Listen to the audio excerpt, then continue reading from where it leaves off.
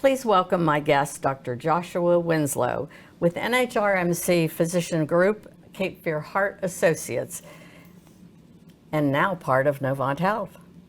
True. Dr. Winslow, thank you so much for coming on the show today. Thank you for having me. It's great to have you. Now, we had you on right after you moved here, I think. You were a guest on our show. It was not long after you moved to the area. So tell me what your area of focus is in cardiology in Brunswick County and Novant Health. I'm a invasive cardiologist. I do all non-invasive and diagnostic cardiac caths.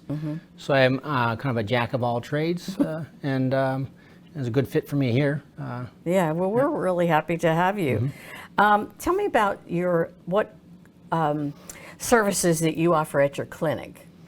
So our office is right next door, and we offer all stress testing, echocardiograms, sonograms of the heart, carotid Dopplers, and ultrasounds of the abdomen for looking for aneurysms.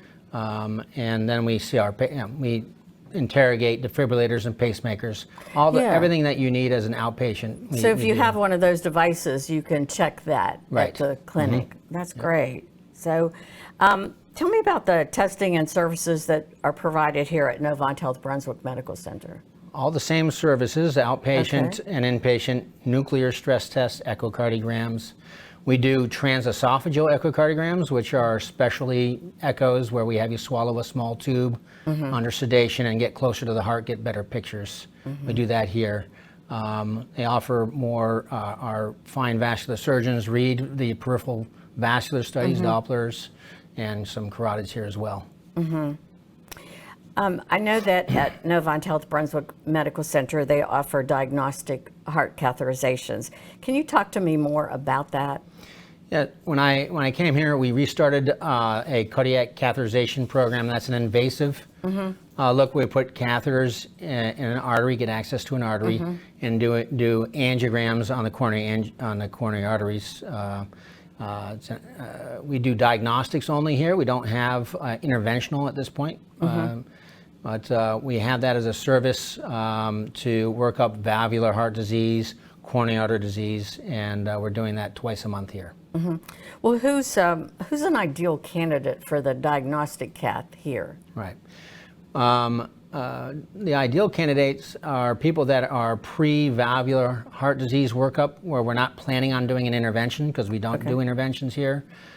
People with sick hearts are called cardiomyopathies, where we're not sure what the cause is, and doing anything we're planning on doing just a diagnostic cardiac cath for at this point. So if you're having a heart attack, we don't do the diagnostic here. We're going to go where the interventionalists are that do stents and get it all done at once. So you would only have one cardiac cath. Right.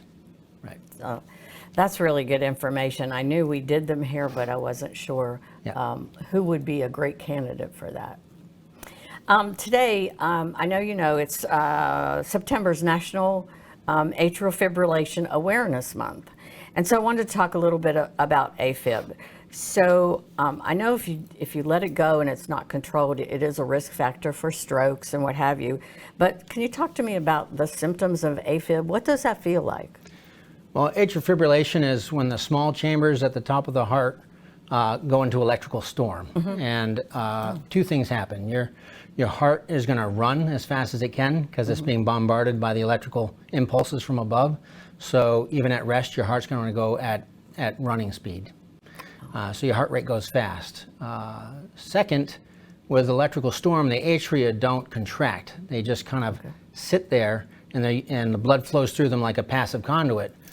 But when blood doesn't flow in a very efficient manner, there's little areas in the left atrium, mainly the left atrial appendage, which is a windsock or a little appendage off the left atrium, that can fill up with clot when it's not moving so fast, because blood likes to clot. And then the little bits of clot can let go, and there's a risk for embolic stroke. So those are the two main things we look for. So if you have a lot of risk factors, we treat with blood thinners, full blood thinners, not just aspirin. You might hear some of these things on TV called Xarelto or Eliquis. And we give rate control medicines to slow down the heart initially, to rate control so you're not running fast all the time.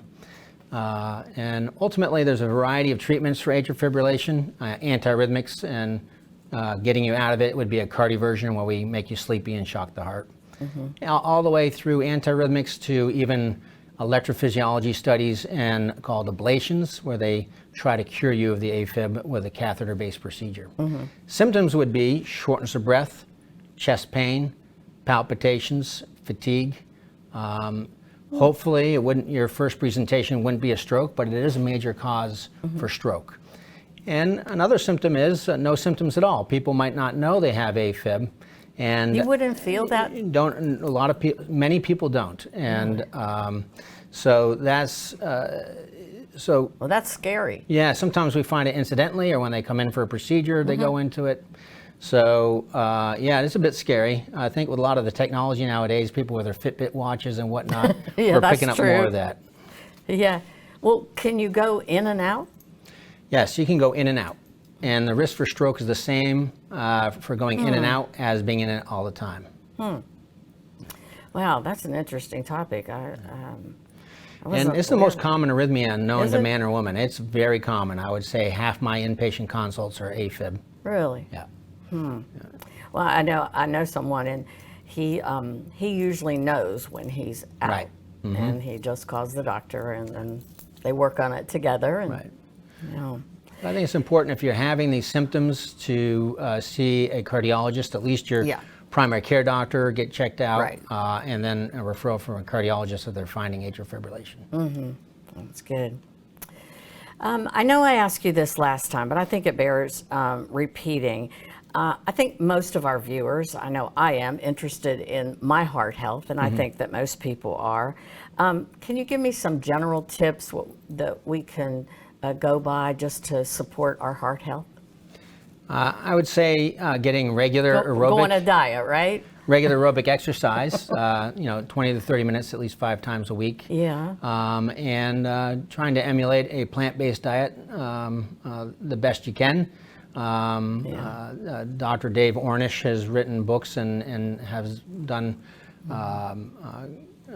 studies that show there's reversing coronary artery disease with a plant-based diet. It's part of our cardiac rehab program for people with stents and coronary and bypass. Exercise, of course, diet we spoke about. And if you have risk factors such as smoking, diabetes, high blood pressure, family history, anything that you can modify and generally live healthy is really what we need to do. If you have very high cholesterol and you have some plaque and some known coronary artery disease, we recommend getting your cholesterol very low with medicines, and that reduces the risk for recurrent heart attack. How important is your family history? Does that play a huge part in? If you have early coronary artery disease, that is a cardiac risk factor. That would be a primary family member, a mother that's a female getting coronary artery disease diagnosed before the age of 65, and for men before 55. Wow. So if you have that in your family history, that's a risk factor for you. Yeah. Okay. Do we need a referral to see you, or can patients just call your office to make an appointment? A little bit of both. It depends on your insurance plan. So I don't really. But your office staff could they can point them in the right direction. And I think it's important to keep your primary care doctor in the loop. I think they're kind of the gatekeepers for symptoms. They do the initial workup, and they can help you decide if you need a cardiologist. Yeah. Well, I think when you go to too many doctors and you don't have somebody in charge, like a primary care, to look over all the medications you're taking to make sure there's no. They're the captain of the ship, and there's a lot of things they can do ahead of time to make your visit with a cardiologist more efficient. Right. Yeah. Lastly, are you taking new patients, and is Cape Fear Heart taking new patients? Yes, we are. We have new patient slots every day, and we do see new patients. Okay, we just hired several cardiologists also. Yes, your group is getting very large.